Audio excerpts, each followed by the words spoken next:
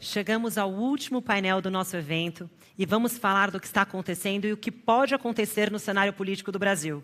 Para isso, convido Michel Temer, ex-presidente do Brasil, e Nelson Jobim, chairman do BTG Pactual. Bom debate. Obrigado. Bom fim de tarde a todos. Vamos começar uma conversa com o Michel. Eu vou te chamar de Michel porque eu conheço o Michel há 45 anos. E, aliás, um dos diversos erros e equívocos da minha vida pública foi quando eu tentei disputar contigo a presidência do PMDB. Lembra disso? Que eu me afastei antes porque ia ser derrotado terrivelmente. Bem, Michel, a tua atuação nesses últimos dias foi importante no sentido de baixar essa temperatura que estava sendo elevada equivocadamente, mas eu creio que agora nós temos que falar sobre o futuro. Então, nós gostaríamos de saber o que você está pensando em relação ao futuro do Brasil. Não ao teu futuro, mas ao futuro do Brasil. Ou seja, para ver como a gente pode sair numa situação que hoje se põe. Bom, primeiro quero cumprimentar a todos, cumprimentar o meu velho amigo Jobim, como vocês perceberam, há muitos anos nos conhecemos, né? E quero dizer o seguinte,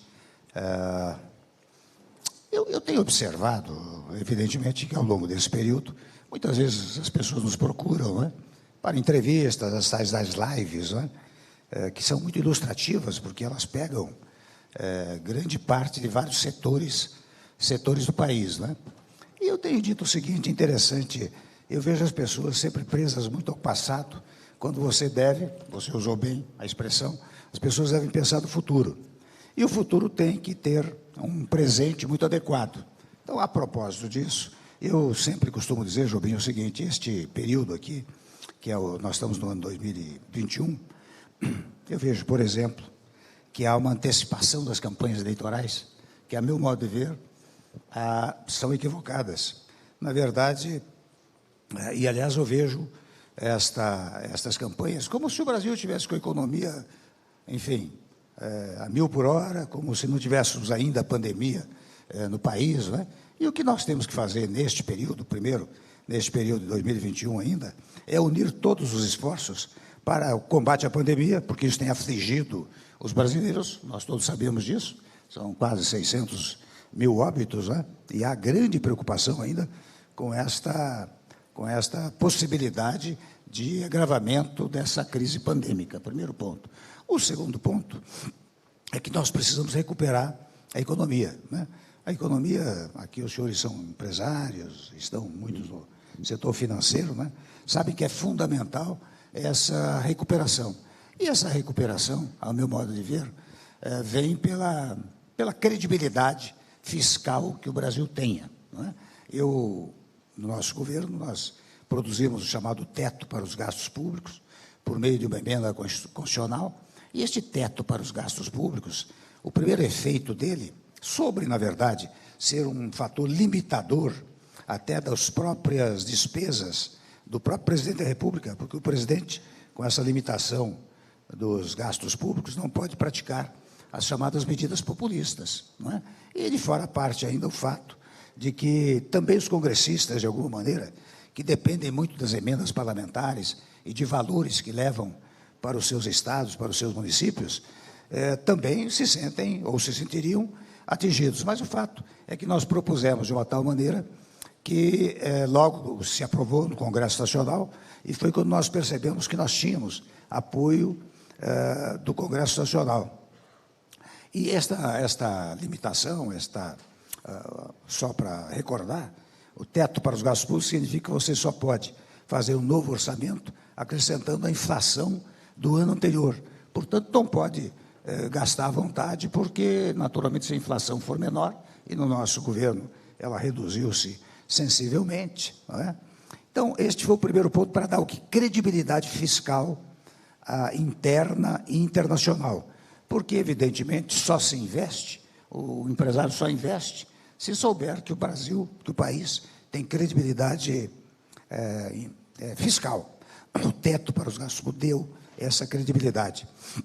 E interessante até, eu percebo, viu, Jobim, nós que somos da área jurídica, no teto para os gastos públicos, na emenda constitucional, nós estabelecemos um dispositivo que permitia que, em situações de comoção interna ou de calamidade pública, e a pandemia, naturalmente, é uma questão de calamidade pública, né? Você tinha uma saída lá que permite a utilização. Eu peço desculpas porque eu estou um pouco afônico, viu? De vez em quando a voz vai falhar, né? Mas lá há um dispositivo que remete até ao artigo 167, parágrafo 3º da Constituição Federal, que permite os chamados créditos extraordinários e o permite até por meio de medida provisória, né? Que não seria violadora do teto para os gastos públicos. E interessante até, eu percebo que durante esse período da pandemia foi preciso fazer um orçamento de guerra, não sei o que, etc., né? Isso é interessante, bastava utilizar essa saída, essa válvula que a própria emenda constitucional do teto estabeleceu, não é? Bom, então é preciso esta credibilidade, volto a dizer, no plano interno e no plano internacional. Eu digo isto porque, naturalmente, para você obter a recuperação da economia, são necessários investimentos.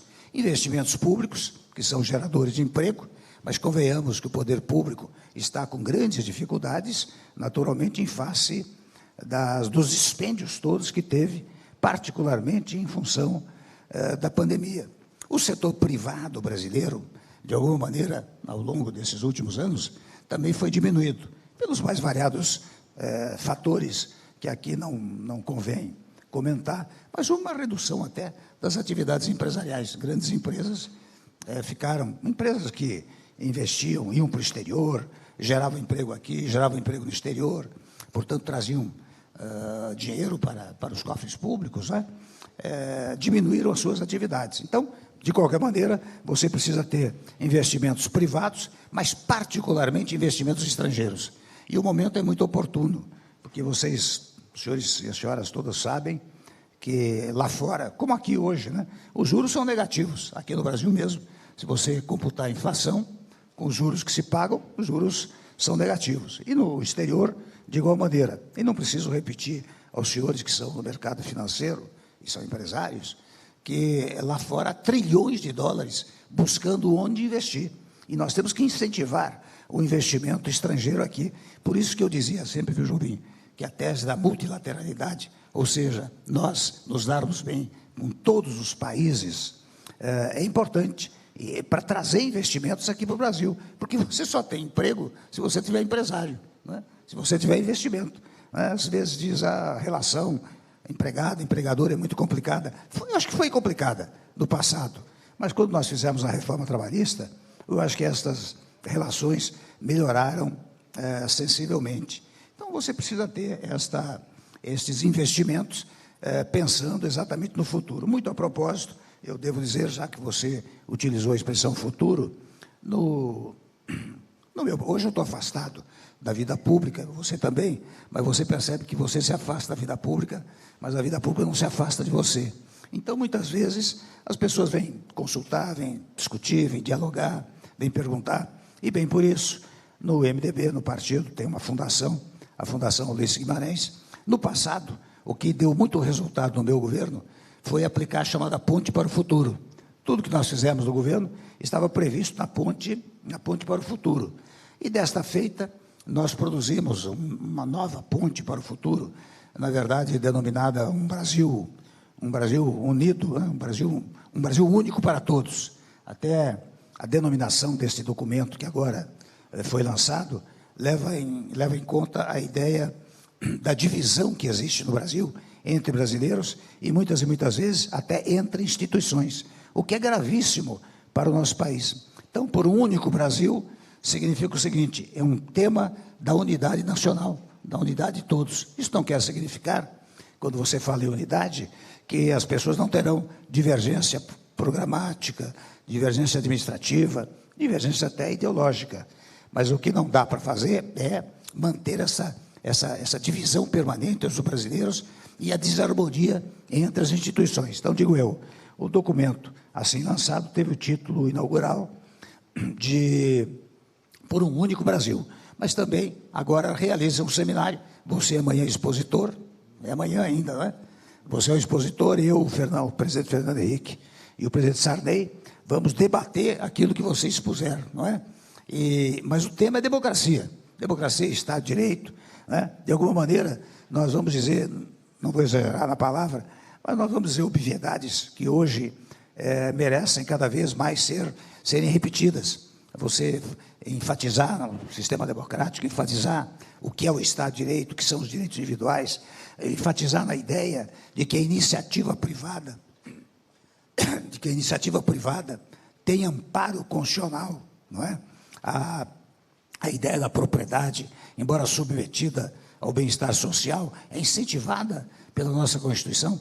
São trivialidades que, de vez em quando, não é? Eu vejo que as pessoas vão se esquecendo, certa e seguramente, a questão da harmonia entre os órgãos do poder e a harmonia dos brasileiros também.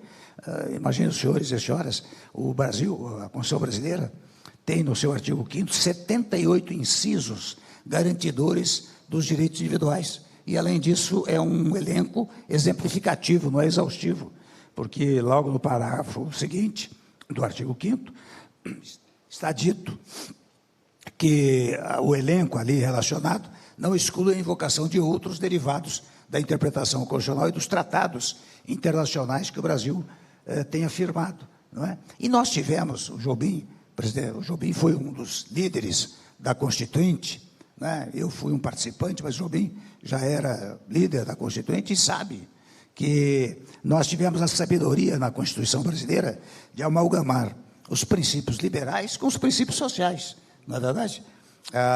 Quando eu menciono aqui essa história dos direitos individuais, quando menciono a história do incentivo à iniciativa privada, quando menciono a ideia da proteção da propriedade, eu estou falando em princípios que são de natureza liberal. E os princípios sociais estão encartados até num título, tem um capítulo, né, dos direitos sociais. E chegamos ao exagero, até convenhamos, mas exagero saudável, de incluir na própria Constituição os direitos dos trabalhadores, 13º, auxílio-doença, auxílio-maternidade, tudo previsto no texto constitucional. Sobre mais, ainda no capítulo dos direitos sociais, vocês veem que a Constituição diz assim: a saúde é direito de todos e dever do Estado. É um direito social. A educação é direito de todos e dever do Estado. Não é? O próprio interessante, eu me recordo, você se recorda disso, quando propuseram o direito à moradia e o direito à alimentação, muitos chegaram a mim e disseram: Temer, vem cá, você que é da área jurídica, como é que vai garantir direito à moradia, direito à alimentação? Interessante, instintivamente ou não, já desde o tempo do presidente Sarney, depois do presidente Henrique, todos estabeleceram-se meios de alimentação, o Bolsa Escola, Bolsa Gás, uma porção de coisas que, ao depois, foram reunificados sob o título de Bolsa Família, não é? Que visa basicamente a quê? Basicamente a alimentação. Não é? O programa Minha Casa Minha Vida, a que visa dar moradia aos mais vulneráveis. Não é? Então, tudo isso está na Constituição. Por isso que eu digo sempre, repito, que é preciso cumprir a Constituição, porque nós tivemos, volto a dizer, esta percepção de que era preciso misturar os conceitos sociais, os direitos sociais, com os direitos liberais. Não é? E por isso que a nossa Constituição já vai fazer 33 anos, e por mais que se tenha muitas e muitas vezes buscado meios e modos pela chamada Constituinte exclusiva, etc., né, de alterá-la, modificá-la radicalmente, ela não é modificada. Ela é modificada por emenda à Constituição, que é um processo regular, mas não por uma modificação total, completa do texto constitucional. Então, só para encerrar essa primeira parte, olha aqui, o futuro tem que basear-se em investimento, porque o que o povo quer é resultado. Eu hoje desprezo, e vou terminando aqui essa primeira parte, eu desprezo absolutamente esses rótulos esquerda, direita, centro. Se depois caiu o muro de Berlim, não existe mais. O que o povo quer é resultado. Se o resultado for positivo, não importa de onde venha, não é? E eu até menciono, há poucos dias fiz o prefácio de um livro de um americano, que vai ser relançado no Brasil, que é a vida do Deng Xiaoping. Deng Xiaoping foi um dirigente chinês que assumiu a China em 1979. E ele reúne o conselho e diz: olha aqui, nós precisamos dar dinheiro para as empresas chinesas, porque elas é que dão emprego, não é? Aí alguém diz assim, mas olha aqui, isso aqui é coisa do capitalismo. Isso não importa o que é. Aqui será socialismo chinês, porque o que vale é o resultado. E foi a partir daí que a China cresceu brutalmente, né? Então, digo eu, o que mais vale é o resultado. Portanto, nenhum preconceito com investimentos estrangeiros, por óbvio, incentivo ao investimento nacional, não é? E, de igual maneira, para a produção de obras públicas, investimentos públicos que sejam feitos, né? Esse seminário que você vai coordenar, é coordenado pelo Moreira Franco, né? Mas começa com a sua participação e a participação dos 3 presidentes, e, sequencialmente, uma série de outros temas, também com o título Novo Rumo para o Brasil. E esse novo rumo há de ser um rumo de otimismo, de alegria, de esperança, né? Não pode ser um rumo de pessimismo, de decepção, de tristeza, né? Obrigado, Michel. Citasse a China. Lembra que, quando morreu Mao, substituiu Mao Wu Kuofeng, que depois não assume Deng Xiaoping, mas Deng Xiaoping assume o controle político de toda a nação, mas não assume nenhum cargo, só a chefia do Exército Vermelho. E a diferença fundamental que se via, e serve aqui para nós examinarmos no Brasil, é de que Mao buscava a verdade na ideologia e Deng buscava a verdade nos fatos. E tanto é que ele referia N vezes de que tínhamos que voltar, buscar a verdade nos fatos. E usava aquela expressão que ficou jocosa, inclusive, que não importava a cor do gato. Se fosse o branco ou preto, importava que ele comesse o rato. E aí você começou a entrar num processo em que as palavras não serviam eram os fatos reais. E observa hoje no Brasil, quando se fala em neoliberalismo, esquerda, direita, o diabo, você começa a discutir palavras, não fatos, e não realidades. E nós temos uma realidade.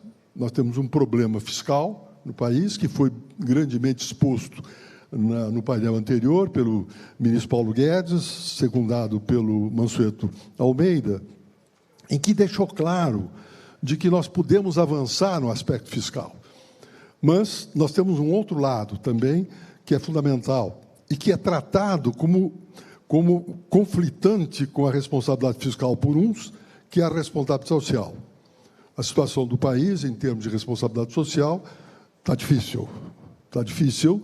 Quando se fala numa inflação de 8%, 7%, enfim, não se fala de que a inflação de alimentos, que consomem seguramente 60% do salário do trabalhador, é 18%, 12%, 16%.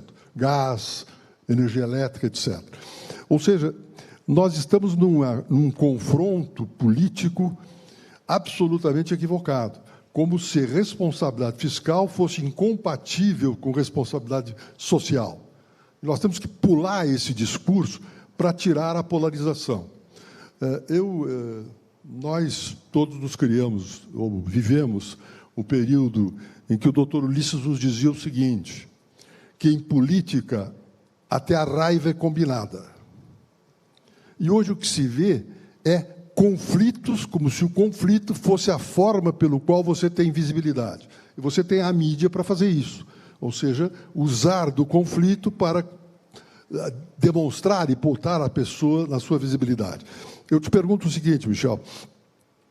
Nós temos hoje, em decorrência da necessidade da visibilidade, pergunta, uma disfuncionalidade nos poderes da República?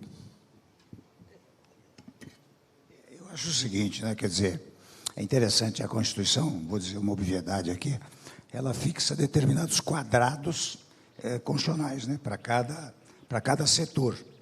Mas eu percebo, viu, Jobim, que você naturalmente já percebeu, que hoje há, de uns tempos a esta parte, as pessoas querem sair do seu quadrado constitucional, ou seja, das competências que a Constituição lhes otorgou. Então, você veja hoje, as corporações, por exemplo, elas querem cada vez mais poder, não é apenas poder estabelecido pela Constituição, mais e mais poder. A todo momento tem incorporação, que é autonomia administrativa, autonomia financeira, etc. Quer dizer, a administração direta fica praticamente sem nada, de um lado. De outro lado, isso que você chama de disfuncionalidade, acho que está presa a ideia se os poderes estão harmonizados na sua atividade ou não. Eu sempre digo, também é uma obviedade, né? É interessante, eu sempre digo, viu, Jobim, que só tem autoridade quem tem poder. E a Constituição diz que quem tem poder é o povo. Portanto, a autoridade primária, a primeira, é o povo. Os demais, presidente da República, governadores, senadores, etc., deputados e todos mais, são autoridades secundárias. São autoridades constituídas, não é? Por isso são secundárias, não é? E sendo secundárias, elas têm que prestar rigorosa obediência ao que a autoridade primeira estabeleceu ao constituir ou reconstituir o Estado em 5 de outubro de 1988. Porque se não obedecer, está descumprindo aquela missão que a única figura que tem autoridade, volto a dizer, o povo, não é? Estabeleceu.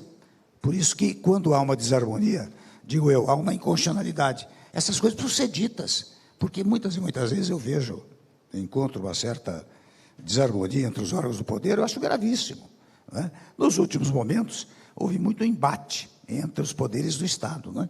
Mas eu confesso que, de um pouco tempo para cá, isso daí está se esgotando. Eu acho que está havendo uma consciência de que é preciso cada poder obedecer à regração constitucional, não é? E isso que você chama de disfuncionalidade pode envolver também a posição, você ocupou brilhantemente a presidência do Supremo Tribunal Federal, não é? E você sabe que o Supremo, como o Judiciário em geral, ele só age, ele é um poder inerte, ele só age se provocado. E é interessante, eu que ocupei tantas vezes a presidência da Câmara, eu verificava que quem mais provoca o Judiciário são os partidos políticos, são os deputados, são os senadores. Ora bem, em face desta provocação, né, movimenta-se a jurisdição. E movimentada a jurisdição tem que decidir. Num dado momento, o Judiciário tem que decidir, particularmente o Supremo Tribunal Federal. E como é que ele decide? Ou pela interpretação literal, porque às vezes a literalidade do texto é suficiente para uma solução, ou sistemicamente, quer dizer, examinando todo o sistema constitucional, se decide. Então, muitas e muitas vezes se fala, pautado pela ideia da disfuncionalidade, desse chamado ativismo judicial, né? Eu confesso a vocês que eu não acho que haja ativismo judicial. Eu, muitas vezes, você acompanhou o meu governo, o Mansueto participou do meu governo ativamente na área econômica. Quantas e quantas vezes, André, nós tínhamos, viu, Roberto, nós tínhamos problemas com o judiciário. O Supremo chegou a suspender uma vez um indulto que eu pratiquei, que é competência, diz a Constituição, privativa do presidente da República. Privativa é aquele que priva outrem da prática daquele ato. É interessante, levou quase um ano para poder julgar no plenário do Supremo, e daí julgou que a competência era só do presidente da República e, portanto, aprovou o indulto, né? Então, mas nós nunca, né, nós nunca nos rebelamos contra as decisões judiciais. Nos rebelávamos juridicamente, nós peticionávamos. E, de uns tempos a esta parte, muitas vezes, em algumas ocasiões, chegou-se a dizer que não se devia cumprir decisão disso, daquilo, etc. Isso não é bom para o país, não é bom para o país. Mas eu acho, com toda franqueza, que as instituições ainda funcionam, não é? E esta funcionalidade é que está permitindo a sobrevivência da Constituição e impede qualquer espécie de aventura. Falou-se muito em passado, vai ter golpe, não vai ter golpe. Absolutamente inviável. Até porque, primeiro, não vejo o desejo de ter golpe. Segundo, eu não vejo a disposição do Congresso Nacional. E, convenhamos, pés no chão agora, só tem golpe se você tiver Forças Armadas dispostas a isso. E as Forças Armadas, você as conhece muito bem, eu as conheço bem também, não tem nenhuma disposição para isso. Portanto, eu acho que há uma funcionalidade hoje estabelecida na relação entre os poderes que permite o exercício da democracia até chegarmos às eleições. Michel, o processo democrático consiste no processo político. E o processo democrático tem instrumentos de administração de dissensos. Ou seja, na política, você tem que administrar dissensos, formando um consenso que imediatamente se torna um novo dissenso, e assim sucessivamente. O que nós temos hoje é de que, ao que parece, e aí é a pergunta, nós temos dentro da política uma incapacidade de manipular e mexer com seus instrumentos para resolver os seus dissensos. E ocorre de que hoje os dissensos estão sendo levados ao Poder Judiciário. O Supremo recebe petições de toda a natureza, tipicamente políticas, ou seja, não vitorioso no combate político, recorre ao Poder Judiciário, com um equívoco que é de quase todos. Ou seja, sentença não constrói o futuro. Sentença examina o passado, se está de acordo ou não com o sistema legal, e, eventualmente, aplica uma pena individual no futuro, mas não constrói o futuro da nação. O futuro da nação se constrói pela atividade política, e a atividade política, hoje, está com uma dificuldade, porque tem uma variável nova, acho eu, e aí pergunto, tem uma variável nova que é o ódio. Você não tem mais adversários políticos, você tem inimigos políticos que, na linguagem da internet, tem que ser cancelado. Então, essa temática da dificuldade dos próprios partidos, que estão, inclusive, sendo superados por frentes parlamentares, que são todas elas temáticas e, no mais das vezes, elas pretendem absorver partes do Estado para si, ou seja, substituem-se, inclusive, nas corporações, que já estão fazendo isso há muito tempo. O que você acha da possibilidade da gente tentar recuperar e retomar a administração dos dissensos pela política? Eu acho o seguinte, Jobim, tudo isso que você diz envolve uma eventual reformulação política, uma reformatação política do nosso país. E você tem razão. Nos dias atuais, as questões que são levadas ao Supremo é porque não se consegue um consenso no Legislativo. O Legislativo não consegue dar conta das questões nacionais e, por isso, alguns levam a questão para o Supremo. Agora, você sabe, eu já conversei com você sobre isso, eu acho que no Brasil, vou aproveitar aqui para dizer, eu acho que o presidencialismo está roto e esfarrapado. Até peço desculpas pela palavra um pouco forte, né? Mas o que ocorre é o seguinte, eu vou aproveitar para fazer essa pregação. O que ocorre é o seguinte, você veja, todo e qualquer, no nosso presidencialismo, desde quando o presidente Itamar assumiu, não é? Todos os presidentes tiveram inúmeros pedidos de impedimento. Inúmeros. Não foi 1, 2, 3, não. Inúmeros pedidos. Este atual tem 130, 140 pedidos de impeachment. É claro que o impeachment, por si só, ele já cria um trauma institucional. Eu cheguei ao poder fruto do impeachment da senhora ex-presidente. Mas eu vi o trauma institucional. Se nós não tivéssemos sabedoria política, né, nós não poderíamos governar, porque a oposição política era ferocíssima. Mas a mim, eu aqui comigo dizia, bom, a oposição cabe opor-se, a mim cabe governar. Deixa a oposição opor-se e eu governo. Foi por isso que nós fizemos o que fizemos, 2 anos e meio de governo. Mas eu reconheço que não só impedimento decretado, e vejam bem, nós temos uma jovem Constituição, não fez nem 33 anos ainda, já houve 2 impedimentos. E, além dos 2 impedimentos, vários pedidos, e durante os pedidos de impedimento, também cria um trauma institucional. Não é? Então, este é um ponto. O outro ponto, eu vou fazer histórico do presidencialismo brasileiro. Vocês pegam desde 1889, consolidou-se em 1891, na Primeira República, tivemos uma Primeira República tumultuada até 1930, com o sistema presidencialista. Chegou em 30, nós tivemos uma concentração do poder. Ninguém vai dizer que o período de 30 a 45 foi o presidencialismo puro. Não foi. Portanto, esfarrapou-se, até na história do presidencialismo, o nosso sistema. Depois, você volta em 45, 46, vai até 64. 64, você tem novamente uma concentração de poder, fruto até de, convenhamos, uma modificação centralizadora, autoritária, né? E, portanto, isto vai de 64 até 87, 88, quando renasce o Estado brasileiro. Ninguém vai dizer que aquele período é o período do presidencialismo puro. Não era. Então, veja, eu estou dando razões objetivas que revelam a indispensabilidade, para responder a sua questão, a indispensabilidade de nós fazermos uma grande reforma política, mas ela vem pela modificação do sistema de governo, né?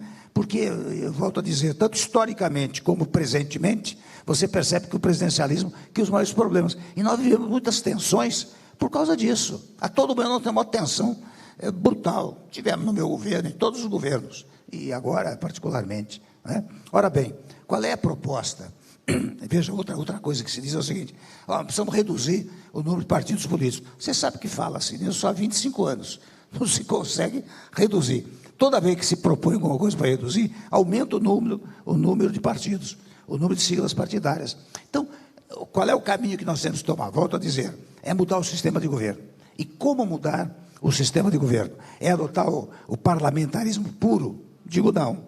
Nem o parlamentarismo puro, nem o presidencialismo puro. Porque você não pode ignorar, numa mudança de sistema de governo, e daí porque nós estamos propondo o que se chama de semipresidencialismo, você não pode ignorar a figura do presidente da República, porque a nossa formação homenageia muito a figura de um chefe, de um presidente da República. Então você precisa ter um presidente que tenha poderes que o parlamentarismo puro não dá. Sobre ser chefe de Estado, é chefe das Forças Armadas, ele tem direito ao veto, sanção e veto dos projetos de lei, indica o primeiro-ministro, ou seja, um presidente com atividades especiais no sistema constitucional. Mas, por outro lado, você pega a chamada chefia de governo e transfere para o parlamento. E transferindo para o parlamento, qual é a primeira vantagem? É que se você tiver um problema, primeiro, se você só terá governo se tiver maioria, porque instala-se o primeiro-ministro e o gabinete se tiver maioria parlamentar. Se não tiver maioria, não se instala, não é? E, primeiro ponto. Segundo ponto, se perder a maioria, cai o governo. Mas caindo o governo, forma-se uma nova maioria que logo coloca outro governo no lugar, sem traumas institucionais. Primeira vantagem. Segunda vantagem, você, nesse sistema semipresidencialista, você tem um bloco de situação e um bloco de oposição. Portanto, conceitualmente, você tem dois partidos políticos, um a favor do governo, um contra o governo. Eu digo isso porque no presidencialismo atual, eu vivi isso, você tem partidos que apoiam o presidente, mas metade vota a favor, metade vota contra, uma instabilidade extraordinária, não é? Ora, nesse sistema que nós estamos propondo, você tem um bloco a situação, um bloco da oposição. Terceira vantagem, olha, a segunda vantagem ainda, repetindo, se cair o governo, não há trauma institucional, outro se estabelece. Terceira vantagem, você sabe que os parlamentares hoje, nós temos essa vivência, quando querem se reeleger, eles vão às suas bases, olha, eu trouxe verbas tais e quais para o Estado, para o município. Se ele for governo ou oposição, ele vai ter que ir à base parlamentar dele e dizer, olha, governei bem, ou me opus adequadamente. Quer dizer, você eleva até o nível do debate para a composição do parlamento, não é? E você dá responsabilidade ao parlamentar, responsabilidade ao legislativo. Não significa, já vou concluindo, não significa que o primeiro-ministro tem que ser necessariamente parlamentar, mas ele tem sede constitucional no parlamento. Então, são três vantagens. Primeiro, você não tem os traumas do impeachment, não é? Você dá responsabilidade executiva ao parlamento. E terceiro, se houver mudança de governo, a mudança é feita sem traumas institucionais. É uma cópia até, digo aos senhores, do sistema português, que teve um sucesso extraordinário com a instalação do semipresidencialismo, né? E com a geringonça. Bem, Michel, eu me lembro, você falou muito no problema do impeachment, eu me lembro que em 1993, o doutor Luiz era o presidente da Câmara, presidente do partido, e não queria entrar no processo do impeachment do presidente Collor. Depois, houve aquela notícia na Veja, publicações das declarações do irmão do presidente, e aí o Ulisses convoca os governadores e o massa do partido, lá, enfim, as lideranças, eu estava junto, e disse que tinha que entrar no impeachment. E nisso entra o governador Hélio Garcia, de Minas Gerais, e diz o seguinte: mas não dá para nós fazermos um acordo com o presidente Collor para resolver isso, deixa que o Marcílio toque o governo e ajuste isso. E diz o Hélio Garcia: porque esse negócio de impeachment eu tenho medo. O primeiro, depois a gente não sabe como é que vai ser. Todo o pessoal pode querer gostar disso. E o fato, em relação ao nosso sistema de governo, nós não podemos ter o discurso acadêmico de este é o sistema bom e este é o sistema errado. Não. Os sistemas de governo e os sistemas eleitorais, inclusive, funcionam e, em um momento, deixam de funcionar. E o fato é que o nosso modelo eleitoral e o nosso sistema de governo já deixou de funcionar. Ele foi uma imposição, inclusive, aos republicanos, que os republicanos não podiam ter um sistema parlamentar, porque o império era parlamentar. O império era um sistema parlamentar, em que você tinha chefia de gabinete, e resolveram caminhar para o sistema presidencial cópia americana. Funcionou durante um período, agora não funciona mais. Ou seja, você criou uma disfuncionalidade do sistema que decorre exatamente da impossibilidade de você resolver esses conflitos. Eu creio, Michel, que esse discurso e essa conversa, esse detalhe em relação ao parlamentarismo, não deve ser feita uma discussão meramente acadêmica, de que este é o melhor modelo e aquele. Não, não. É qual que funciona numa realidade que é a nossa. Uma realidade de um país federal como o nosso, e com todas as divergências. E lembrando bem que a Câmara de Deputados é uma Câmara dos Estados brasileiros.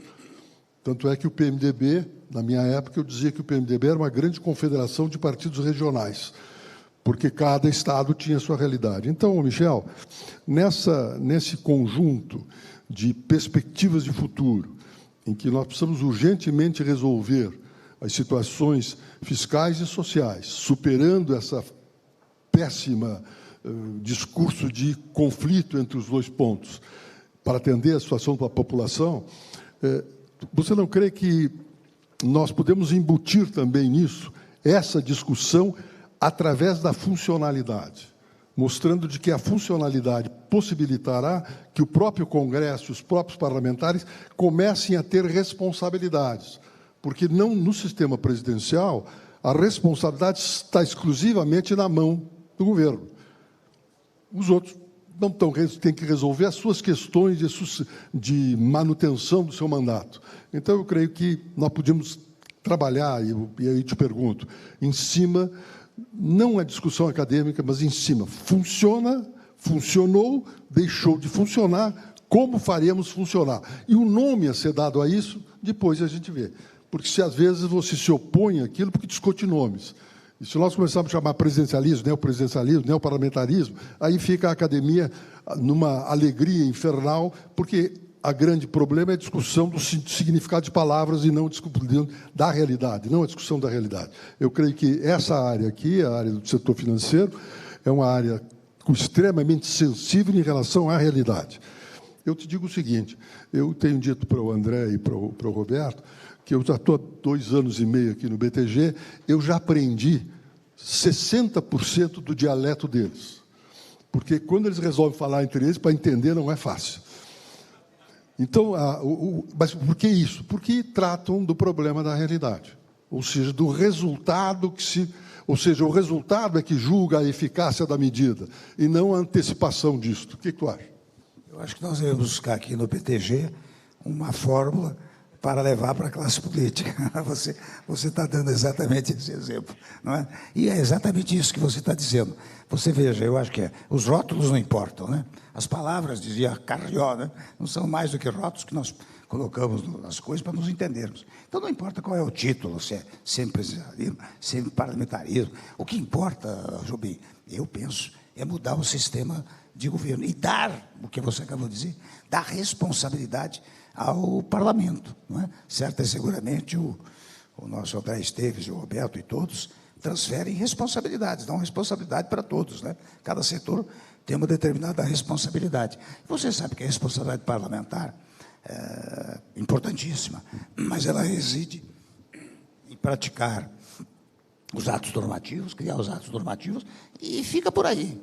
E veja, se você lhes dá uma função executiva, ele tem que responder, porque eu, ao apontar o dedo, não vou apontar para o executivo, eu vou apontar o dedo para o órgão executor, que é o legislativo. Eu acho que seria um grande caminho, de acordo com você. O rótulo não importa. Agora, tanto que, eu digo sempre, é preciso que tenha aquiescência popular. Portanto, porque de vez em quando, eu recebo objeção. Você, pô, mas já votaram lá atrás, se o povo queria parlamentarismo ou presidencialismo, e o povo decidiu pelo presidencialismo. Mas é que o povo não sabia que tipo de parlamentarismo se iria votar. O que eu imagino é um projeto formatado no Legislativo, aprovado no Legislativo, e daí se o submete a referendo popular. Mas o povo, e vai ter uma discussão sobre isso, 3, 4, 5 meses de programas eleitorais, etc., dizendo o sistema é assim, exato, e daí o povo vai e referenda ou não referenda. Mas eu acho que seria um grande passo, porque eu confesso a você e a todos, eu ando, naturalmente, minha palavra vale pouco agora, mas eu ando muito preocupado com o que está acontecendo no Brasil, porque nós não conseguimos encontrar um rumo para valer. E olhe, que isso é histórico no país. Quando fala dos sistemas presidencialistas que se esfarraparam por vários movimentos que se deram no país, você veja, Jobim, é interessante, a figura do vice-presidente aqui no Brasil é inteiramente desprezada. Pode perceber que nos Estados Unidos não há uma passagem de um presidente da República, uma fala dele, que não tenha o vice-presidente ao lado. Não é? Até muito ilustrativo é o fato, quando o presidente Obama, montou uma operação lá para pegar o Bin Laden, não é? Na salinha estavam o Obama, o Biden, a Hillary Clinton, que era secretária, e um general. Porque na consciência americana, o vice-presidente no presidencialismo tem que saber tudo, porque num dado momento ele pode ter que pegar o governo. Não é? Aqui não, aqui você conhece a história. Se puder, eles anulam o presidente da República, o vice-presidente. E olha, eu dou historicamente, você se recorda, não vou dizer assim, porque você fica muito velho, mas enfim, quando o presidente Getúlio, tragicamente, se suicidou, não é? Não deixaram o Café Filho assumir, lembra que assumiu o presidente da Câmara? Depois o Nereu Ramos, que era presidente do Senado, né? Quando o Costa e Silva ficou doente, não deixaram o Pedro Aleixo assumir, assumiu uma junta militar, né? Quando o Jango para assumir, tiveram, aí deu um jeitinho brasileiro, criar um parlamentarismo de ocasião, para ele poder assumir. Você vê que a história brasileira, eu mesmo quando assumi, era golpe, embora esteja escrito na Constituição, que não é, se o presidente cai, por alguma razão, assume o vice. Então, se nós olharmos o sistema americano, podem perceber, observem isso, não há uma passagem, uma manifestação, salvo exceção, né? Uma manifestação do presidente que você não tenha o vice-presidente ao lado. Então, tudo isso me leva à conclusão, com esses problemas todos que o nosso presidencialismo enfrenta, né, que se nós mudássemos o sistema de governo, nós estaríamos ganhando. Tchau. Estamos chegando ao final, vou te dar a palavra. Eu vou te dar a palavra para encerrar, mas eu estava aqui de propósito. E estava de propósito pelo seguinte: a nossa organizadora desse evento, a nossa sócia Marta Leonardi, conseguiu algo maravilhoso. Impediu alguma coisa que eu brinco contigo há muitos anos. Ele me goza por causa do movimento das mãos, né? Mas é que agora eu só posso movimentar uma. Pois é, exatamente, você impediu de vocês conhecerem o Michel que eu conheço há 40 anos. Ou seja, não tem jeito de fazer com que essas mãos circulem. Michel, eu peço que você faça as suas considerações finais e agradeço muito a tua presença. Desculpe as brincadeiras, mas eu não resisto. As brincadeiras são importantíssimas, né? Especialmente para desanuviar o ambiente, né? Primeiro ponto. Segundo ponto, eu quero agradecer o convite, gentilíssimo e honroso, de vir falar a um auditório tão selecionado, né? Mas, se me permite uma mensagem de otimismo, né? Eu acho que o setor financeiro, mais do que nunca, é um setor otimista. Eu acho que o setor financeiro... Porque se o setor financeiro for pessimista, o Brasil está derrotado. Então, acho que uma palavra de otimismo, que eu sei que subsiste no setor financeiro, e que todos nós, e o setor financeiro particularmente, deve transmitir a todos os brasileiros. Não vamos ser pessimistas. Nos últimos tempos, eu tenho verificado um pessimismo muito grande. Acho que nós devemos recuperar o otimismo. A palavra de otimismo.